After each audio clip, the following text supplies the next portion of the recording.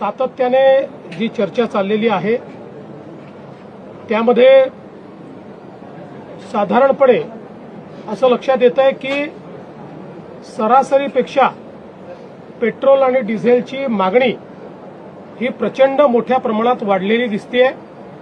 त्याचीही आपूर्ती आपण करतो, पण कुठेतरी याच्यात साठेबाजी होते आहे असे निदर्शनास येत आहे। त्या संदर्भात पुरवठा विभाग आणि गृह विभाग हे जॉईंटली आता कारवाई करतील।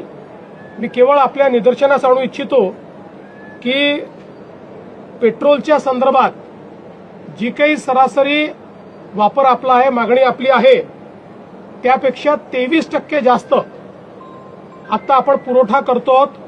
23% मागणी वाढलेली आहे आणि डिझेलच्या संदर्भात तर ही मागणी 52% वाढलेली आहे। 52% जास्ती पुरवठा आपण करतो।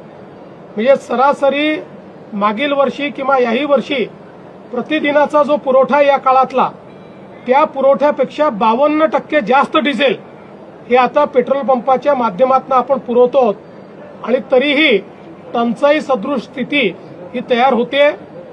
त्यामुळे अगदी उदाहरण द्यायचं झालं तर अकोल्यामध्ये 154% जास्त खपत झालेली आहे, किंवा छत्रपती संभाजीनगर, बीड, भंडारा, बुलढाणा, चंद्रपूर, बुलढाणा, त्यानंतर गोंदिया, हिंगोली या सगळ्या भागांमध्ये 70% पेक्षा जास्त ऍडिशनल खपत ही त्या ठिकाणी झालेली आहे, ज्याचा पुरवठा हा आपण केलेला आहे।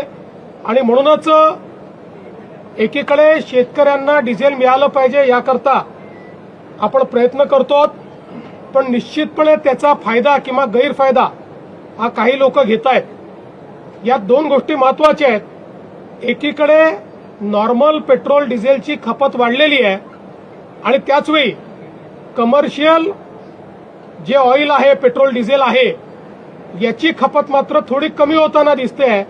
याचा अर्थ नॉर्मल ही जी वाढलेली त्या ठिकाणी खपत आहे ती कमर्शियलकडे वळवली जाते आहे का याची पडताळणी करणं गरजेचं आहे।